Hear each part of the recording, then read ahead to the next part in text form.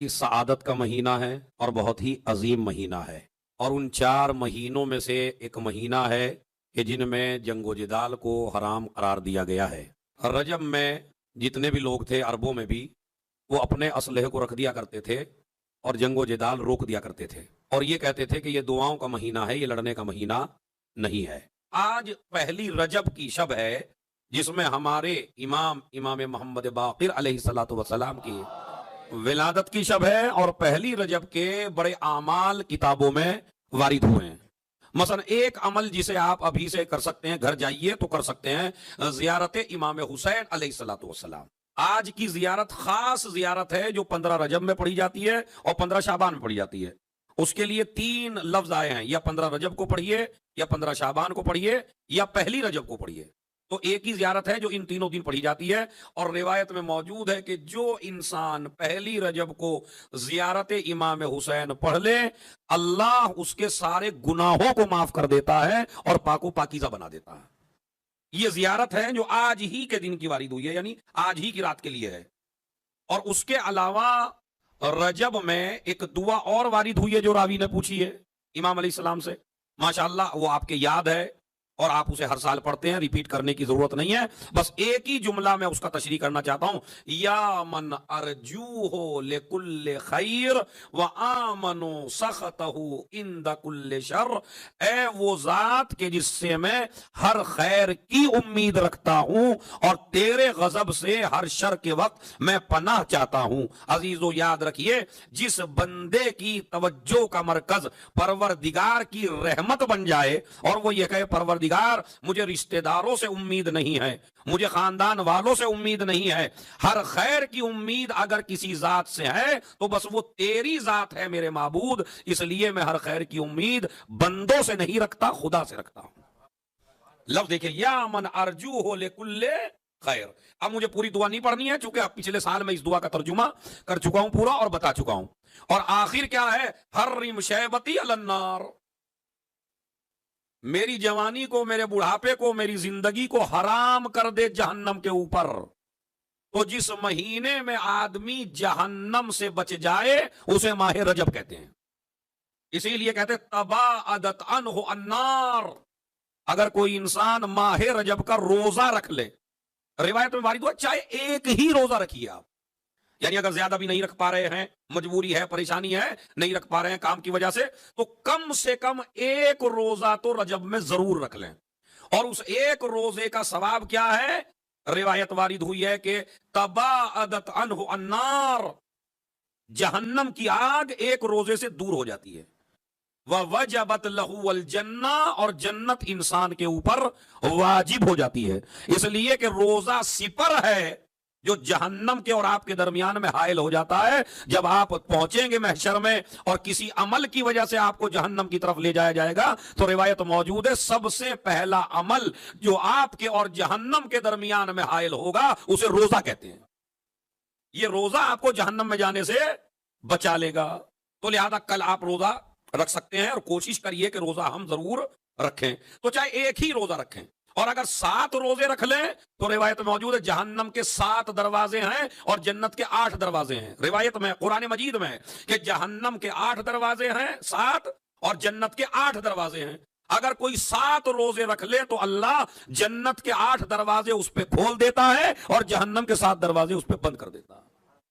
تو اگر اتنا بھی ہم نہیں کر سکتے اور پھر ہم دعوے دار بھی ہیں کہ ہم علی والے ہیں، ہم حسن والے ہیں، ہم حسین والے ہیں، ہم امام والے ہیں، عزیزو دعوے سے کچھ ہونے والا نہیں ہے۔ اپنے عمل سے اگر قریب ہو سکتے ہیں آل محمد سے تو جتنا جتنا عمل آپ کو قریب کرتا چلا جائے گا اتنا کوئی چیز آپ کو آل محمد سے قریب کرنے والی نہیں ہے۔ لہذا رجب جنت واجب ہوتی ہے، رجب میں جہنم حرام ہوتا ہے۔ رجب میں یہ روزہ سپر بنتا ہے، اللہ کی مرضی کا مالک انسان بنتا ہے۔ یہ اسألہ التوبہ، یہ تسبیح وارد ہوئی ہے رجب میں، یعنی ان الفاظ میں تسبیح کرے، استغفر اللہ واسألہ التوبہ، استغفر اللہ واسألہ التوبہ، استغفر اللہ واسألہ التوبہ۔ نبی کہتے ہیں زیادہ سے زیادہ کرو، کیوں؟ ھذا شہر عظیم، کیا الفاظ ہیں معصوم کی زبان سے نکلے ہوئے، کہتے ہیں اس میں نیکیوں کا ثواب ڈبل ہو جاتا ہے۔ رجب میں نیکیوں کا ثواب ڈبل ہو جاتا ہے. اب آپ کہیں گے ارے بھائی نیکیاں تو نیکیاں ہیں چاہے کسی بھی مہینے میں کریے, رجب میں ڈبل کیوں ہو جاتا ہے؟ اس لیے کہ جب نیکیاں کرتے ہو تو 13 رجب کو ذکر علی بھی کرنا پڑتا ہے. ایک صلوات بھیجے محمد اور آل محمد. 5ویں حجت کا بھی تذکرہ کرنا ہے. حد یہ ہے کہ ایک روزہ, خالی آج مجھے روزے کے اوپر تھوڑا سا بیان کرنا تھا رجب کے حوالے سے تاکہ جوان لڑکے اس کی طرف زیادہ مائل ہوں. کہتے ہیں اگر کوئی انسان بہت زیادہ سونا بھی راہ خدا میں خرچ کر دے تو یہ سونا بھی ایک روزے کا مقابلہ نہیں کر سکتا. یعنی ایک آدمی نے ایک روزہ رکھ لیا اور ایک آدمی نے نہ جانے کتنا سونا راہ خدا میں دے دیا. تو اسلام کیا کہتا ہے؟ نہیں, جس نے روزہ رکھا ہے وہ زیادہ قابل احترام ہے, اس لیے کہ روزہ سپر ہے. تو یہ قول ضرور یاد رکھیں, استغفر اللہ واسألہ التوبہ, رجب کے حوالے سے. باقی اور احادیث رجب کے حوالے سے اور بعد میں آ جائیں گی. اب جس امام کی ولادت ہے اپنے چھوٹے سے بچوں کے لیے 2-3 باتیں وہ جو انہیں ذہن میں ڈال لینی چاہیے. دیکھیے ہمارے یہاں باپ کا نام تو اماموں کا سب کو پتا ہے, اس لیے کہ اس کا ایک سلسلہ ہے باپ کے حوالے سے, ایک سلسلہ ہے. مثلا 5ویں کا باپ جو ہے وہ 4تھا ہے اور 6ٹھے کا باپ 5واں ہے. اور اگر یہ سلسلہ نہ ہوتا تو میرے خیال میں ہمیں باپ کا نام بھی پتا نہیں ہوتا. ورنہ ماں میں یہ سلسلہ نہیں ہے تو ماں کا کسی کو پتا نہیں ہوتا. ہم جتنے بھی بیٹھے ہوئے ہیں اکثر کو امام کے باپ کا نام کا پتا ہے, لیکن اماموں کی ماں کا نام 1-2 کے علاوہ کسی کو, یا 1-2 ماں کے علاوہ اور پتا نہیں ہوتا ہے. جس امام کی آج ولادت کی تاریخ ہے اور جس امام سے آج آپ کو بھیک مانگنا ہے اور جس امام سے آج آپ کو دعا کرنا ہے اور جس کے صدقے میں انشاءاللہ آپ کی ہر دعا کو قبول ہونا ہے, اس امام کی فضیلت کے لیے میں اتنا ہی کہنا چاہتا ہوں کہ پوری دنیا میں ایک جوڑا کہ جس کے حسن و حسین پیدا ہوئے تھے, یا تو وہ علی فاطمہ کا جوڑا تھا یا دوسرا روئے زمین پہ جوڑا اس کے ماں باپ کا ہے کہ ماں کا نام فاطمہ ہے اور باپ کا نام علی ہے. اب دیکھ لیجئے, باپ کا نام علی زین العابدین, ماں کا نام ہے فاطمہ. اور کمال کی بات ہے ہمارے تمام فریقین جتنے بھی ہیں, تمام مسلمانوں کی کتابوں میں یہ حدیث موجود ہے, الحسن والحسین سید شباب اہل الجنہ. حسن و حسین جوانان جنت کے, زور سے بولنا جوانوں, حسن و حسین جوانان جنت کے سردار ہیں. اس امام کی یہ خاصیت ہے جو دنیا میں پیدا ہوا ہے کہ اس کو ماں کے اعتبار سے بھی دیکھیے تو بھی سلسلہ سردار جنت پہ جا کے تمام ہوتا ہے, اور باپ کے اعتبار سے دیکھیے تو بھی سلسلہ سردار جنت پہ جا کے تمام ہوتا ہے. تو لہذا ماں ہے فاطمہ, جسے جس رخ سے دیکھا جائے معصومہ. باپ کے اعتبار سے, چچا کے اعتبار سے, بیٹے کے اعتبار سے, پوتے کے اعتبار سے, یعنی جو عصمت کی 4 دیواری میں ہو اسے فاطمہ کہتے ہیں. یہ ایسی بیوی ہیں.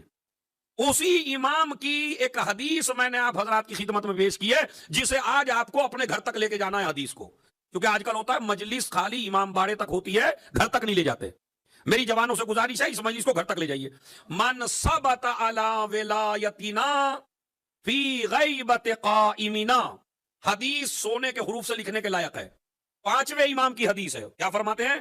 جو انسان ہماری ولایت پر باقی رہ جائے ہمارے قائم کی غیبت میں, یعنی زمانہ کون سا جس میں ہم اور آپ ہیں, جو انسان ہماری ولایت پہ باقی رہے ہمارے قائم کی غیبت میں, تو کیا ہوگا؟ اعطاہ اللہ لہ اجر 1000 شہید, اللہ اس ولایت پہ باقی رہنے والے کو 1000 شہیدوں کا اجر عنایت کرے گا.